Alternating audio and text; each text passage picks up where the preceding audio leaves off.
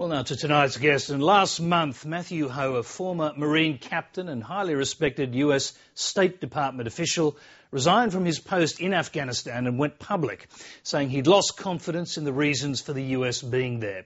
Matthew Ho joined us earlier from our Washington studio to discuss the reasons for his resignation. Matthew Ho, thanks for joining us. Thank you. You're the first senior US official known to have resigned over the conduct of the Afghan war. Tell us why. Tell us what led to your resignation. There are a combination of things, but primarily it was the realization that the presence of our forces in Afghanistan, American forces as well as NATO forces in Australia and New Zealand and other forces from around the world, was not doing anything to make the West safer from al-Qaeda. The presence of ground combat troops in Afghanistan has no effect on al-Qaeda. Additionally, the realization that we really are just taking part in one side of a civil war.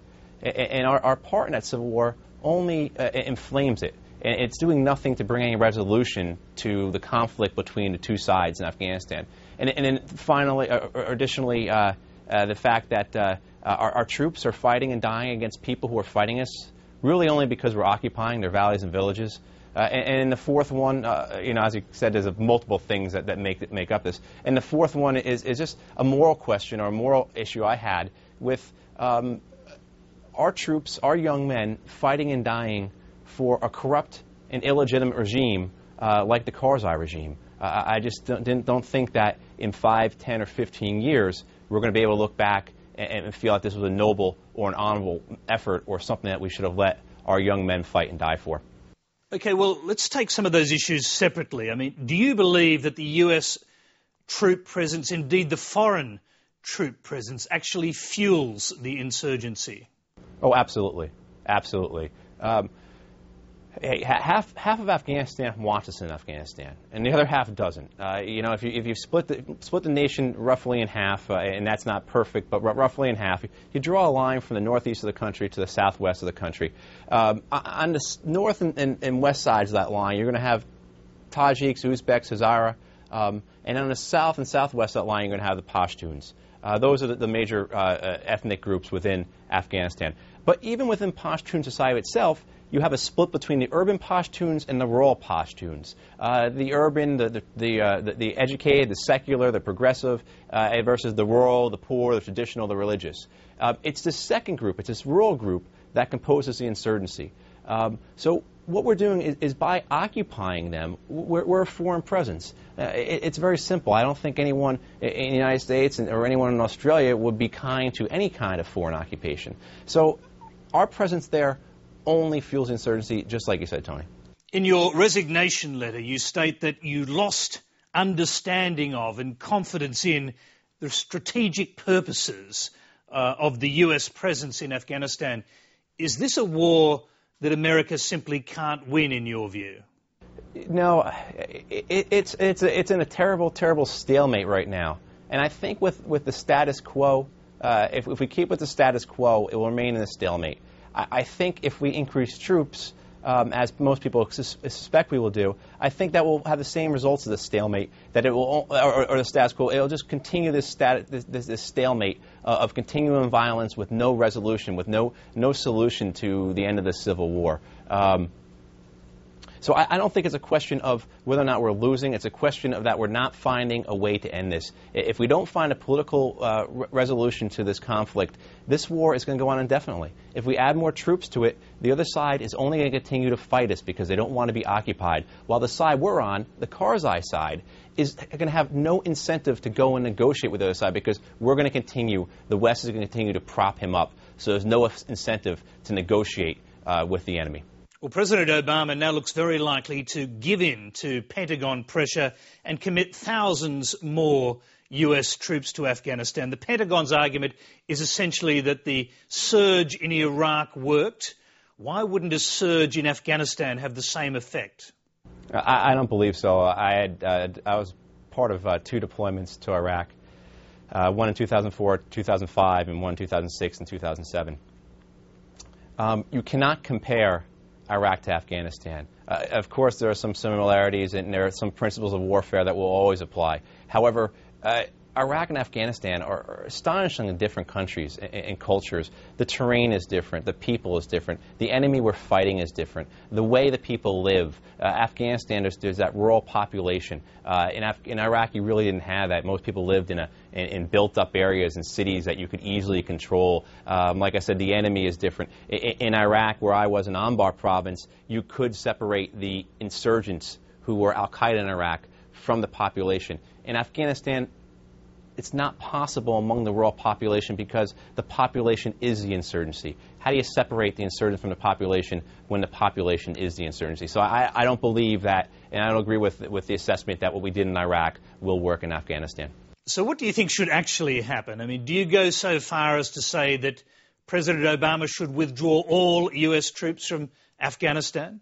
No, Tony. You know, one of the problems with this debate a lot of times is you get either characterized as you're all in or you're all out. And I don't believe there's anybody who's reasonable or rational on either side of this debate who's calling for all in or all out.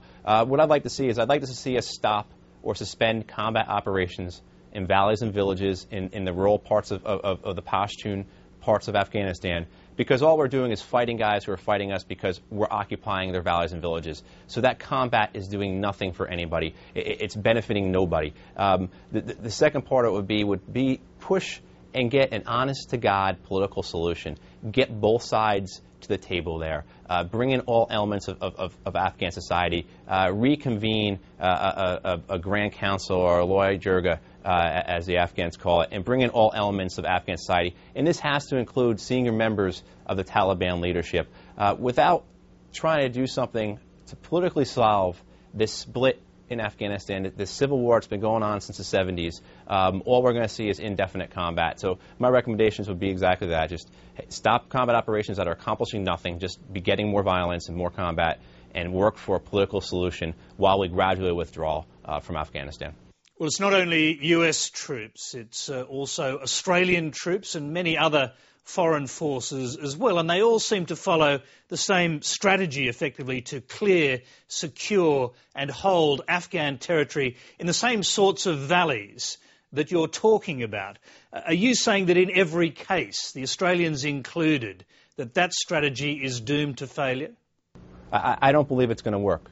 I believe we're following a strategy that's not proven out in history. I don't believe that this idea of clear, hold, and build is going to work on a population that is fundamentally opposed to the other half of the population in the country. Right now we're backing the clear, hold, build strategy relies upon building an Afghan government that delivers services to the people, so that the people trust the government and turn away from the insurgents. Well, the problem with that is that, as I said earlier, it's a split between one side of the country and the other. One side of the country completely dominates the government.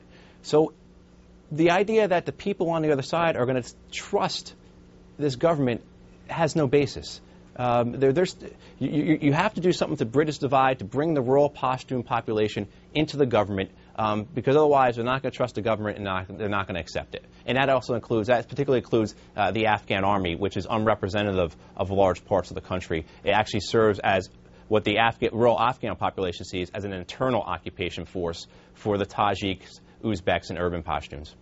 Well, I've got to ask you this. What do you say to the opposing argument that if the US withdraws from certain provinces and foreign troops withdraw from other provinces, then inevitably the Taliban will return to those provinces and take complete control of them and establish fundamentalist Taliban mini-states there. And inevitably the Taliban will retake Afghanistan and re-establish there a kind of rogue state in which al-Qaeda can set up its terrorist camps to train once again? Sure. First, let me address the issue of al-Qaeda. Al-Qaeda, as an organization, does not exist in any form that I believe they will require or even want training camps in Afghanistan. Since 2001, particularly since 2001, they have evolved into an organization that does not require any type of political ties or ties to any geographical boundaries. They exist as this ideological cloud that floats on the internet, that recruits worldwide from individuals in small autonomous cells that are independent of one another. Al-Qaeda does not need safe havens or training camps. It'd be great if they did because we could bomb them then. But they don't. And we have to attack al-Qaeda as it exists and not as we want it to exist, as this worldwide organization of individuals that are motivated by ideology and not led by or not structured as some type of force that we can attack with ground combat troops. Doesn't exist. The other part about the Taliban recapturing parts of Afghanistan, I do believe that that's the case. In parts of the South, the Taliban would become or are the dominant political force, and so they would have assumed that role. However, that's why it's important to do this thing in a structured settlement, in a structured resolution, in some type of power sharing agreement, so that the Taliban come into the government peacefully and not by arms. I can tell you, as long as we're there, as long as the U.S. and Western forces, Australian forces included, are there, the Taliban are going to continue to fight us. And they're going to continue to fight a central government that's composed of Tajiks, Uzbeks, Hazaras, and urban Pashtuns. They'll continue to fight them as long as they feel they're being subjugated by them and if there's no political resolution. Do you think there are others in the administration that are starting to come to your side of the argument? I mean, even Richard Holbrooke, who encouraged you not to resign, said he did agree in part with the contents of your resignation letter. Is there a move inside the administration to start thinking the way that you are?